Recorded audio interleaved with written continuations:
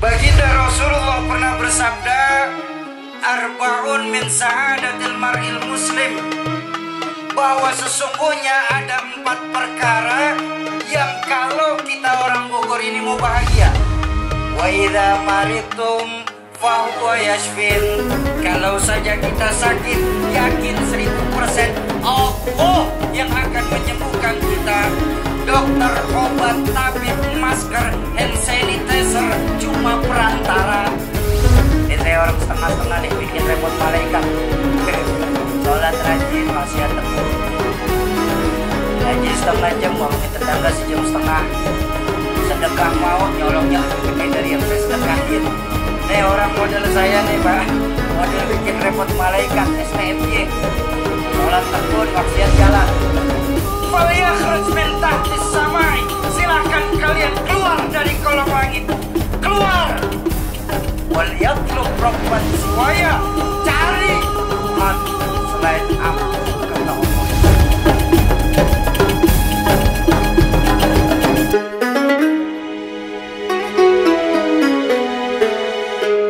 Assalamualaikum warahmatullahi wabarakatuh.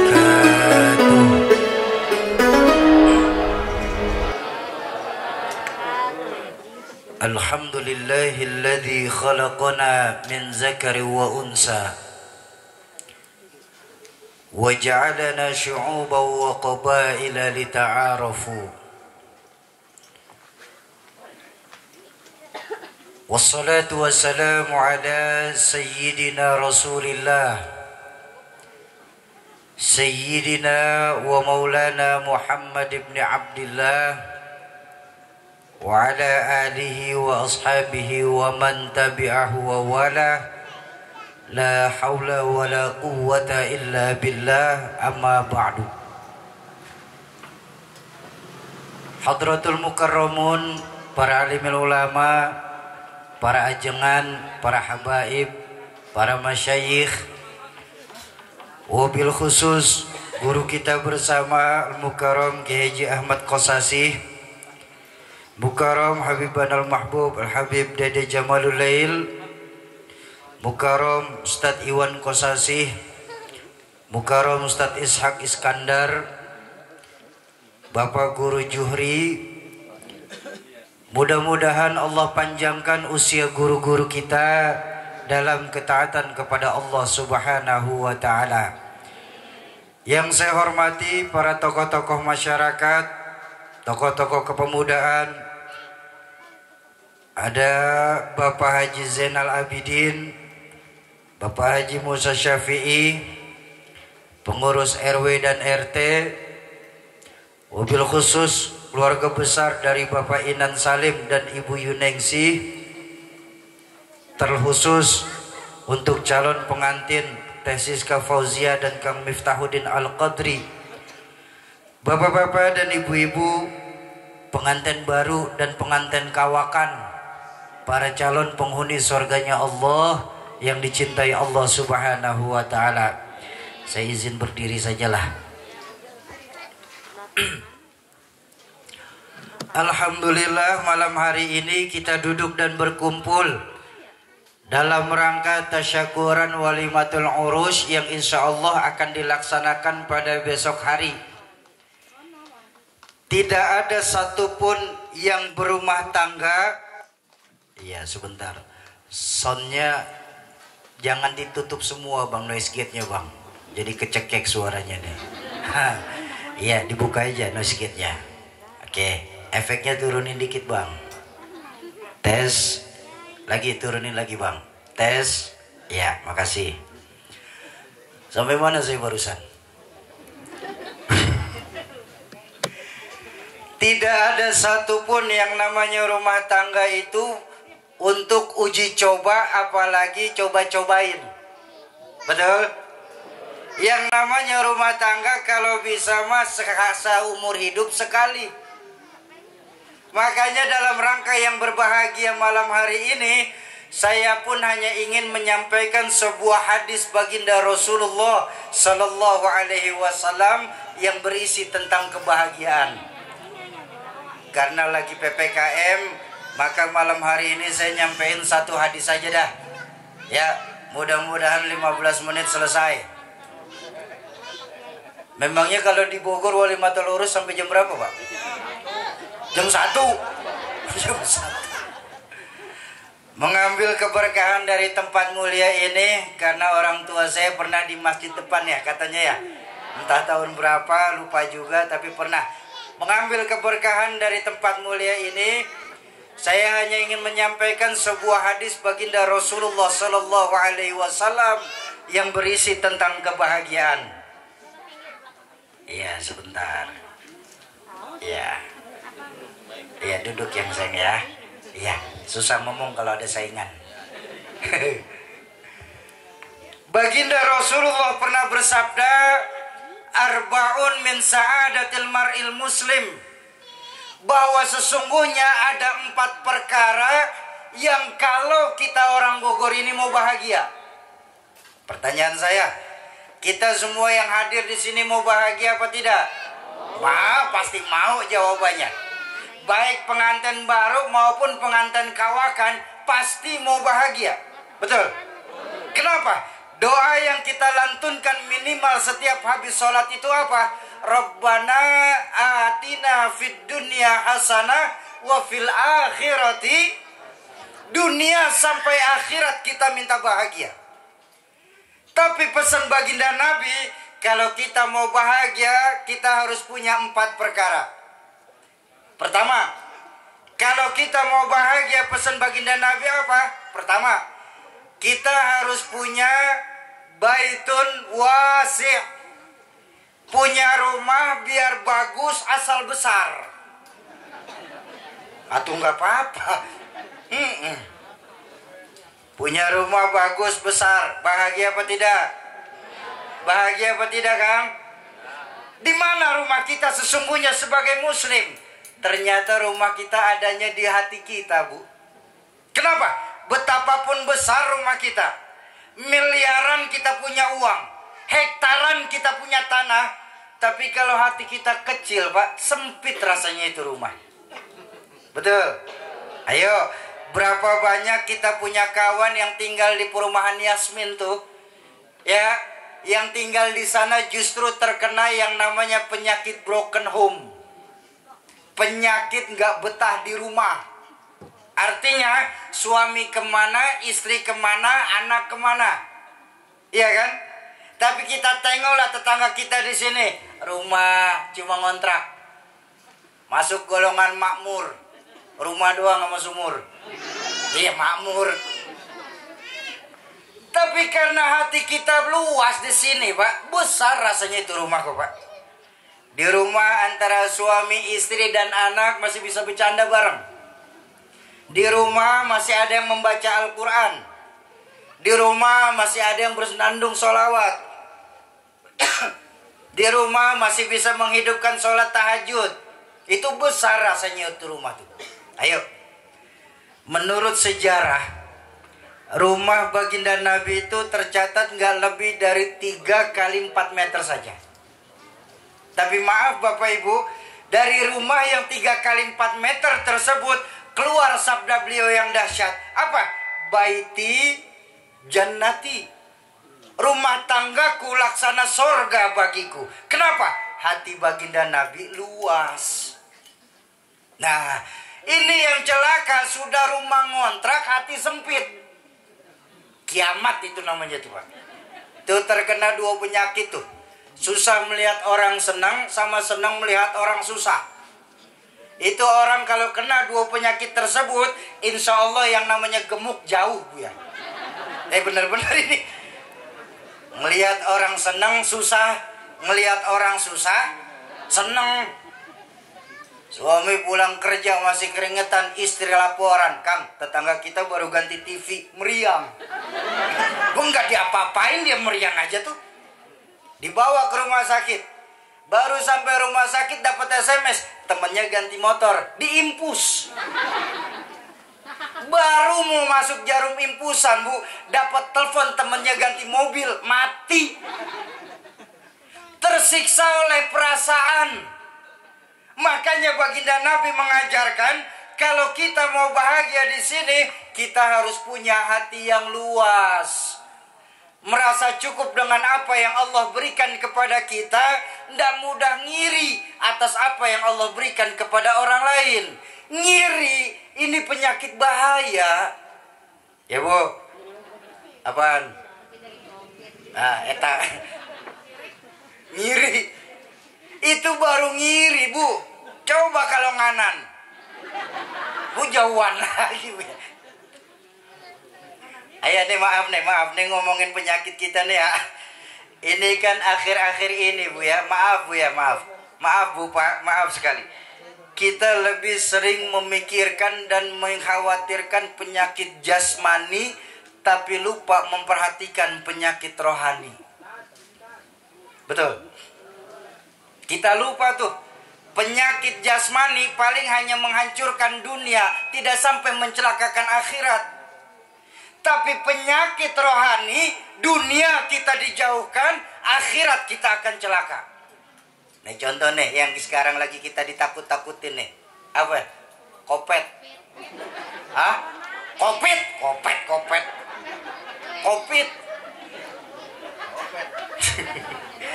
Ayo, saya tanya, maaf Bu.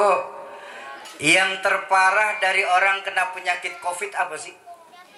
Paling mati. Iya kan? Betul kan? Paling mati. Kalau gitu kan sama kayak jantung. Jantung mati. Gagal ginjal. Paeh. Tidak ada saya ngaji sama guru-guru saya sekalipun ada riwayat ketika nanti penghuni neraka ditanya, kenapa kamu masuk neraka? COVID Pak. Nggak ada. Tapi lihat efek dari COVID ini. Bahkan dari cara kita ibadah kepada Allah pun sudah mulai berubah saat ini. Betul? Sholat sekarang sudah mulai disuruh jaga jarak Bu ya. Ya, padahal baginda Nabi mengajarkan ketika mendirikan sholat berjamaah apa? Lurus dan rapatkan saf sholatmu. Sekarang sholat sudah mulai berjarak. Kalau dulu seingat saya di Bogor ini ketika belum COVID, itu jangankan setan, orang aja lewat susah di masjid tuh Pak. Kenapa? Rapat sholatnya. Sekarang ini jangankan setan dia jalan di masjid, setan udah lari-larian di masjid sekarang. Kenapa? Ya sholatnya udah berjarak sekarang. Udah bukan jalan-jalan lagi tuh setan di masjid, udah lari-larian. Salaman. Mengalami perubahan sekarang. Dulu kita salaman kan berjabat tangan, betul? Kenapa? Sesuai yang diajarkan baginda Nabi, selama dua orang muslim bertemu kemudian berjabat tangan, maka selama berjabat tangan itu Allah sedang menggugurkan dosa di antara keduanya. Sekarang salaman udah nggak mau Bu ya. Gimana sekarang gantinya? Begini. Ini salaman apa mau ngajak berantem? Coba lihat sekarang. Tuh efek COVID tuh. Kita lupa ketika Allah ngasih penyakit kan Allah juga yang bakal nyembuhin kita. Wa idza maritum fahuwa yashfin. Kalau saja kita sakit, yakin 1000% Allah yang akan menyembuhkan kita. Dokter, obat, tabib, masker, hand sanitizer cuma perantara. Tapi lihat sekarang efek dari COVID itu. Itu penyakit jasmani yang sekarang sedang berbahaya Pak. Padahal penyakit COVID itu, corona itu cuma menghancurkan dunia, tidak sampai mencelakakan akhirat. Penyakit rohani, nih contoh penyakit rohani nih. Tahu pelit? Apa di sini pelit? Apa Mak? Woi. Apa? Hah? Oh.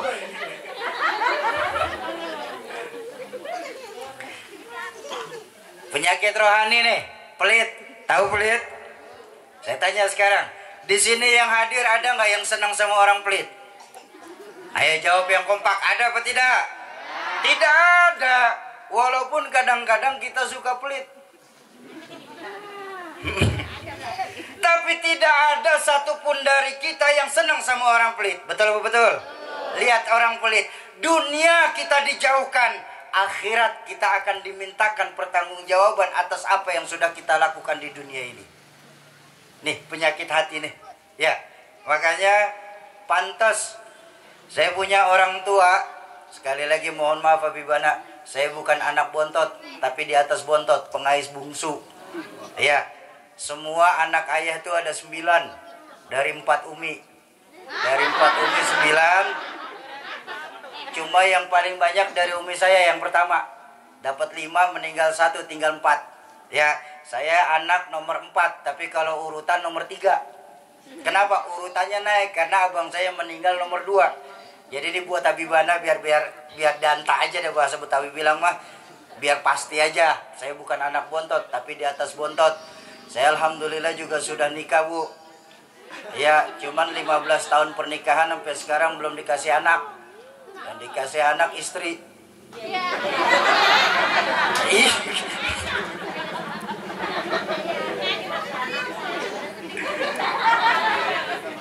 Atuh kan saya benar. Dulu orang tua saya Rahmatul Abror Izzanuddin MZ, kalau Bapak Ibu masih ingat, beliau pernah ngomong begini. Ada 2 perkara di mana nilai pahala sama timbangan dosa Allah ndak kasih tahu. Tapi kita sering terjebak nih, ngomong hati yang luas nih ya. Tapi kita nih di sini sering terjebak di dalam 2 perkara ini, dalam menyia-nyiakan 2 amal ini. Padahal di 2 amal ini nilai pahala sama timbangan dosa Allah nggak kasih tahu. Tapi kita sering terjebak. Mohon maaf ajengan, kenapa saya ajak ngomong begini? Ini maaf nih ya. Ini kan banyak dari kita, termasuk saya pastinya. Ibadah saya ini masih sebatas ibadah takut neraka, pengen masuk surga. Belum sampai ibadah saya apakah dengan ibadah yang saya lakukan ini Allah ridho atau tidak. Makanya orang tua saya menspesifikasikan, membagi ada 2 amal di mana nilai pahala sama timbangan dosa Allah nggak kasih tahu. Tapi kita sering terjebak di Bogor ini. Apa? Pertama, amalia puasa. Lu puasa nggak ada timbangan pahala, Pak. Silakan Bapak Ibu buka kitab fikih setebal apapun. Tanyalah sama guru yang paling alim sekalipun bab pahala puasa. Insya Allah nggak akan ketemu. Kok saya berani ngomong insya Allah nggak akan ketemu? Karena Allah hanya berfirman dalam hadis qudsi, As-siyamu li wa ana ajzibi. Puasa itu untukku dan aku yang akan membalasnya. Ada nggak Allah bicarakan timbangan pahala? Beda sama ibadah-ibadah lain, Kang. Ibadah-ibadah lain Allah kasih tahu pahalanya. Sholat berjamaah 27 kali lebih baik daripada sholat sendiri. Jelas pahalanya tuh. Makanya kita mau pergi ke masjid tuh. Untuk ngapain? Ikut sholat berjamaah. Pahalanya jelas. Sedekah. Man ja'a bil hasanah falahu asyru amthaliha. Siapa yang berbuat satu kebaikan, Allah lipat gandakan lagi 10 kali lipat. Apalagi kalau sedekah di bulan Ashurul Hurum ini, maka dilipat gandakan sampai pada kalimat wallahu yudha'ifu liman yasha. Allah akan nambahin kepada siapa saja yang dikehendaki. Makanya kita mau tuh sedekah tuh, Pak. Santuni anak-anak yatim. Ana wa kafilul yatama kahatin. Aku dan penyayang anak-anak yatim seperti 2 jari ini. Dempet bareng kagak bisa nanti di sorga. Siapa yang gak mau sama baginda Nabi di dalam sorga nanti? Betul. Makanya walaupun cuma setahun sekali di bulan Muharram, kita masih mau tuh ikut santunan yatim tuh. Kenapa? Ya sama Nabi di sorga, siapa yang kagak pengen? Betul. Haji, apalagi haji. Pahala haji jelas. Apa pahala haji itu? Laisa jazaun illal jannah. Tidak ada pahala haji mabrur balasannya kecuali sorga. Jelas pahalanya. Ya walaupun ibadah-ibadah lain tetap bermuara ke dalam sorga. Betul. Tapi ibadah haji langsung dimasukin ke dalam sorga. Nggak pakai timbangan lagi. Itu jelas tuh. Timbangannya jelas. Makanya kita mau tuh ninggalin keluarga, ngeluarin duit banyak ya. Ngikut antrian sekian tahun, udah mau berangkat diundur lagi, mau berangkat diundur lagi, terakhir kopet, kagak ada yang berangkat ke tanah suci. Iya kan? Begitu berangkat tinggalin keluarga, tinggalin kerjaan, tinggalin harta, pergi ke tanah suci. Di sana berjubel dengan jutaan orang. Kok mau? Pahalanya jelas sorga. Tapi puasa, Allah nggak kasih tahu seberapa besar pahala puasa. Makanya banyak kita di Bogor ini ajengan. Ketika melakukan puasa itu sudah dibaca sama baginda Nabi lebih dari 14 abad yang lalu. Apa sabda beliau? Kam min so'imin.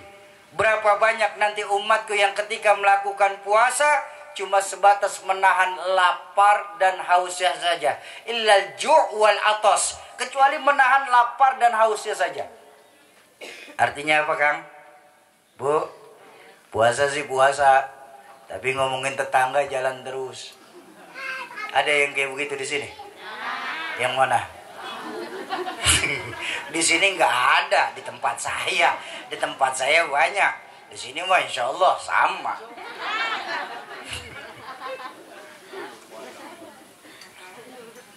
Makanya guru-guru saya tuh, guru-guru kita sepakat bahwa puasa ini termasuk ibadah sirriyah, ibadah rahasia.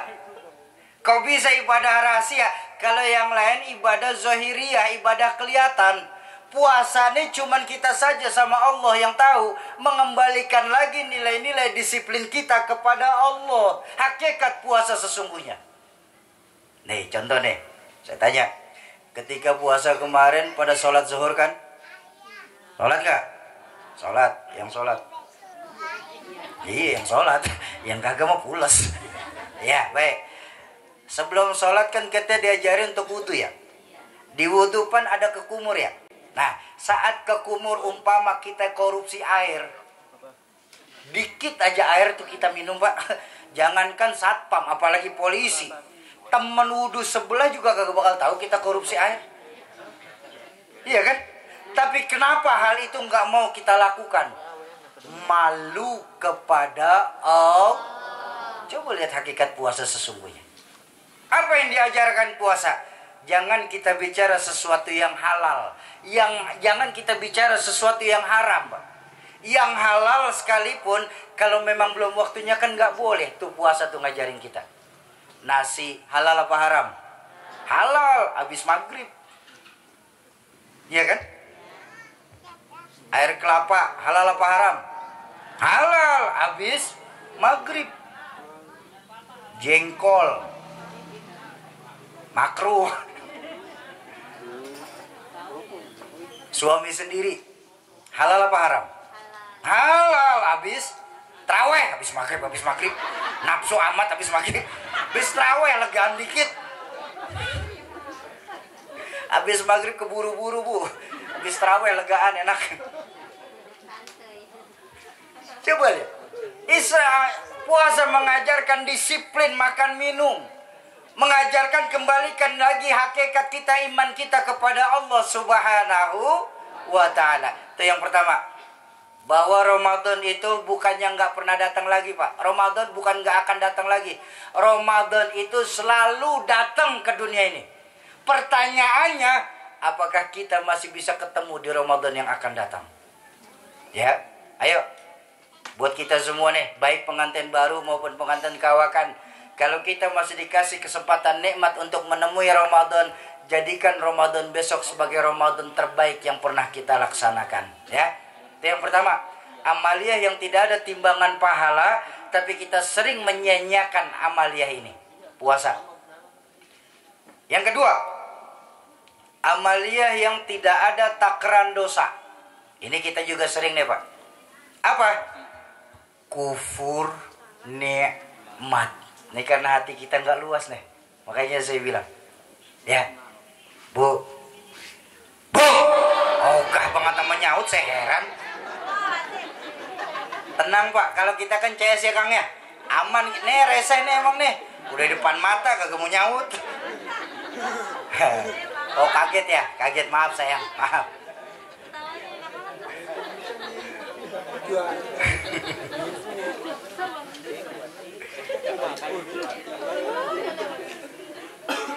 Ini kufur nikmat, Pak. Allah nggak pernah kasih tahu seberapa besar dosa kufur nikmat. Tapi kita sering terjebak nih dalam kufur nikmat nih. Kalau dosa-dosa lain Allah kasih tahu dosanya, timbangannya. Nih maaf. Zina itu Allah kasih tahu timbangan dosa zina tuh, Pak. Apa dosa zina itu? Orang yang sekali melakukan perbuatan zina, nanti mereka akan direbus dalam neraka selama 40 tahun.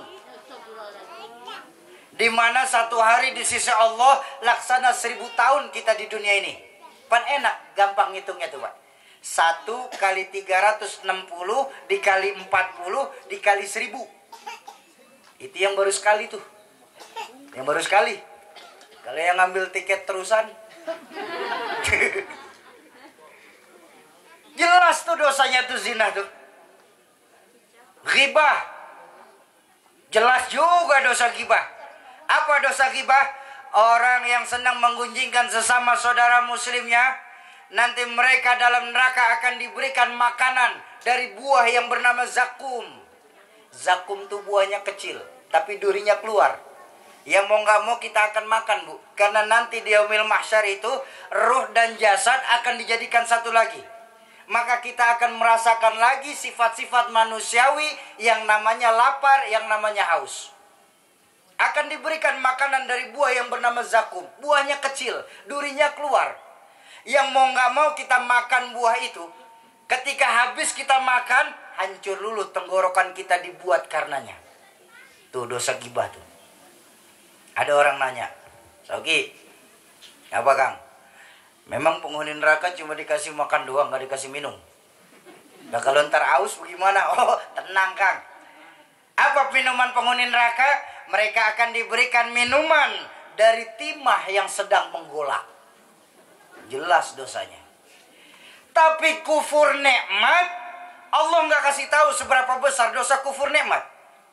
Dalam Al-Quran Allah hanya memperingatkan, la in syakartum la azidannakum. Kalau kau bersyukur, aku akan tambah nikmatku, kata Allah.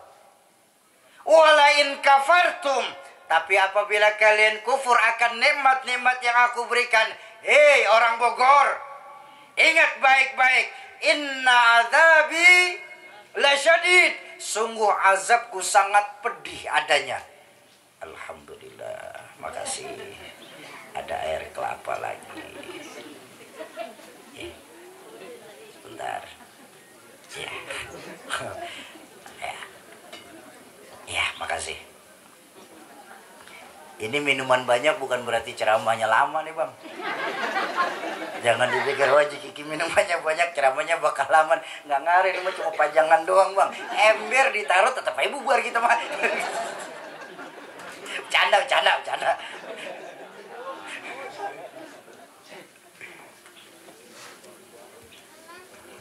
Kufur nikmat tidak ada dosanya.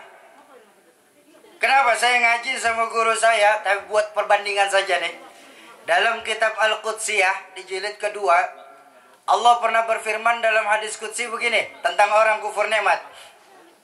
Apa Allah berfirman tentang kufur nikmat? Allah berfirman dalam hadis qudsi, "Malam yashkur ala na'mai." Barang siapa yang tidak pernah bersyukur atas nikmat-nikmat yang aku berikan kepada mereka. Bu, Kang, yakin nggak? Saya tanya sekarang, di Bogor ini kita lebih sering bersyukur atau justru kufur? Saya tanya sekarang, jawab yang jujur. Kita lebih sering bersyukur atau kufur? Bersyukur, alhamdulillah yang jawab bersyukur. Tapi mau saya ajak hitung-hitungan. Kenapa? Karena baginda Nabi mengajarkan hasibu qabla an tuhassabu. Biasakan kita ngitung amal kita sebelum nanti Allah yang ngitungnya. Kenapa? Kalau Allah yang sudah menghitungnya nanti di yaumil mizan, maka tidak ada satupun kesempatan kita untuk melarikan diri dari hitungannya Allah. Mau tahu hitungannya? Enggak susah kok. Mau tahu? Ini buat kita aja nih muhasabah, untuk pengantin baru maupun pengantin lawas. Ya. Dari 24 jam yang Allah berikan kepada masing-masing kita. Ini kan di sini dikasih 24 jam waktunya sama Allah. Betul? Coba yang 23 jam angkat tangan. Hah? 23 jam setengah? Oke, baik. Berarti semua sepakat ya bahwa kita semua di sini dikasih 24 jam. Mulai dari kita bangun tidur sampai kita tidur kembali. Bahkan maaf Bapak Ibu, tidur itu sendiri bagian dari nikmat Allah. Tapi sudah diulang-ulang dalam surah Ar-Rahman berpuluh-puluh kali. Fabi ayyi ala'i rabbikuma. Berapa banyak nikmat-nikmat Allah yang sering kita dustakan.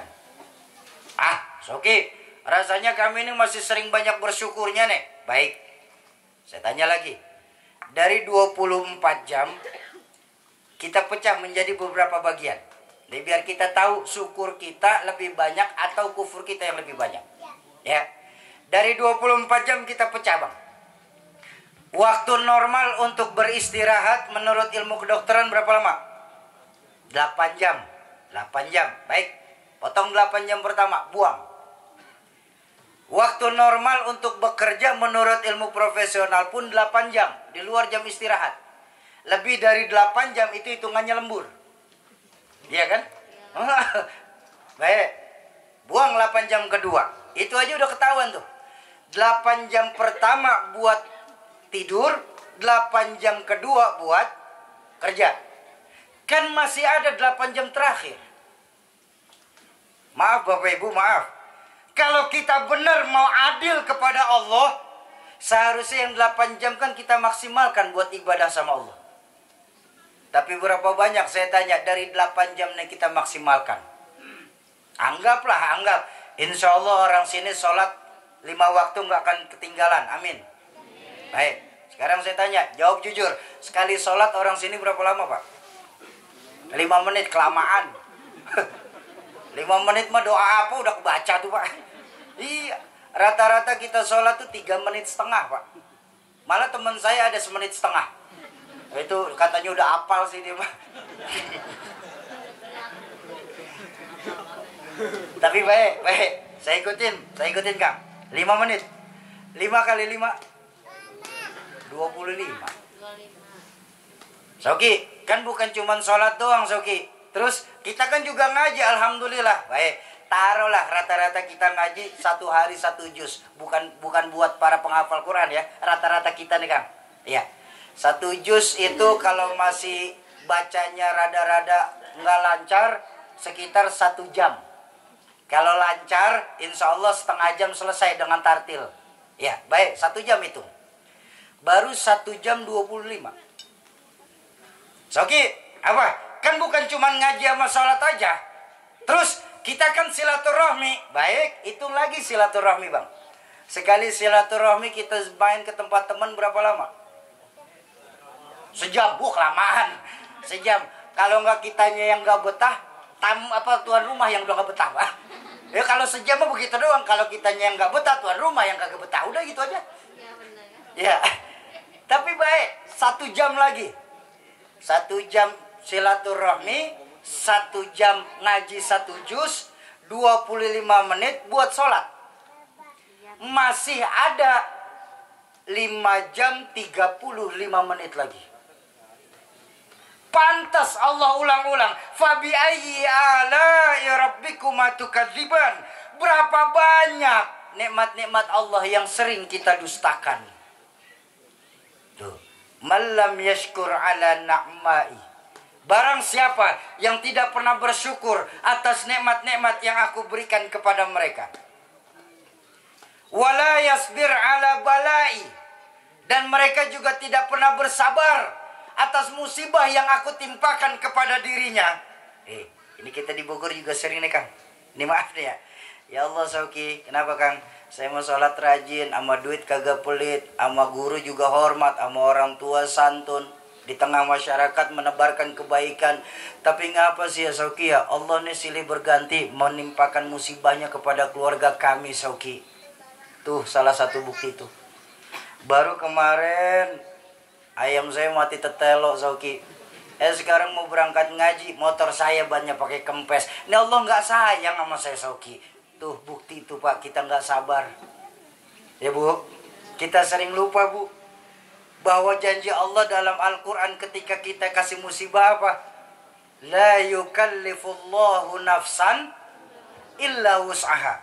Sungguh Allah tidak akan memberikan bencana kalau kita manusia nggak sanggup. Jadi yakinlah ketika Allah berikan kita bencana, Allah berikan kita musibah, kita akan sanggup melewatinya. Janji Allah pula dalam Al-Quran, fa inna ma'al usri yusra, thumma inna ma'al usri. 2 kali Allah ulang-ulang dalam satu surah. Pertanyaannya adalah, mampukah kita di sini mengambil iktibar dari musibah yang menimpa kita ini sesungguhnya? Ini loh pertanyaannya. The big Q is, mampukah kita mengambil iktibar dari musibah yang menimpa kita saat ini? Bukankah musibah itu ada 3 jenis ya? Musibah ada 3 jenis ya. Kalau orang baik-baik dapat musibah, nih orang baik-baik insya Allah yang hadir di Walimatul Arus malam hari ini nih, saya yakin semua yang hadir orang baik-baik semua, amin. Nah, kalau orang baik-baik macam yang hadir di sini dapat musibah, itu namanya ujian, Bu. Kenapa diuji? Karena mau naik kelas. Iya, di mana-mana orang mau naik kelas kan lewati dulu proses ujian. Betul? Semakin tinggi kelasnya, semakin berat ujiannya. Tapi jangan lupa, kunci ujian itu 2, Pak. Apa? Lulus, lolos. Baru Allah angkat derajat kita. Amin. Itu kalau orang baik-baik, Bang. Tapi kalau orang setengah-setengah dapat musibah, orang setengah-setengah yang di hadapan Bapak Ibu nih. Ini saya orang setengah-setengah nih, bikin repot malaikat. Sholat rajin, maksiat tekun. Ngaji setengah jam, ngomongin tetangga sejam setengah. Sedekah mau, nyolongnya lebih gede dari yang saya sedekahin. Nih orang model saya nih, Pak. Model bikin repot malaikat, STMJ. Sholat tekun, maksiat jalan. Kalau orang model saya dapat musibah, itu bukan ujian namanya. Apa? Teguran. Kenapa ditegur? Karena saya sering lalai. Nah, konsekuensi dari teguran itu 2 juga. Apa? Perbaiki yang kurang, kurangi yang memang berlebihan.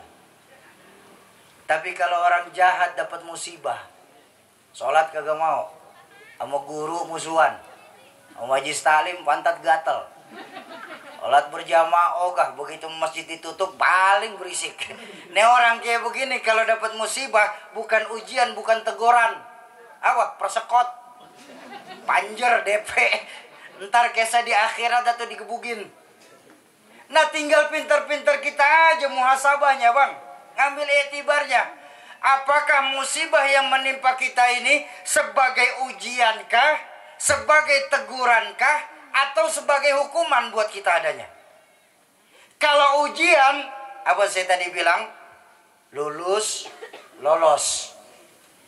Kalau teguran, perbaiki yang kurang, kurangi yang memang berlebihan. Tapi kalau ternyata hukumanlah yang menimpa buat kita musibah ini, Pak, maka tiada jalan lain selain memperbanyak istighfar dan melakukan taubatan nasuha. La saghair illa bil istimrar, wala kabair illa bil istighfar.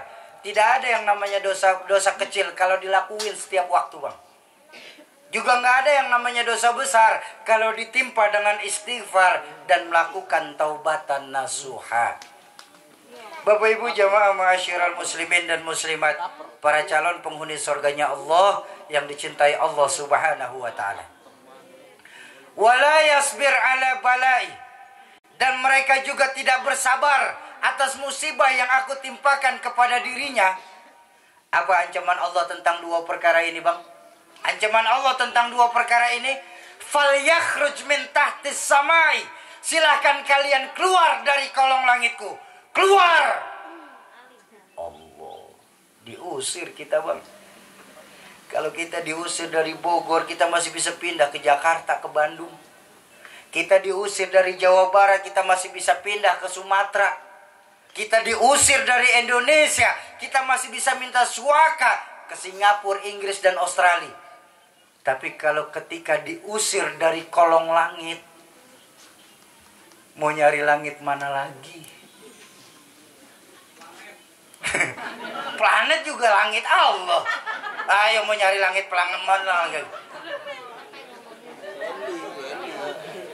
Falyakhruj min tahtis samai. Silahkan kalian keluar dari kolong langitku. Keluar. Wal yatlub rabban siwaya. Cari Tuhan selain aku, kata Allah.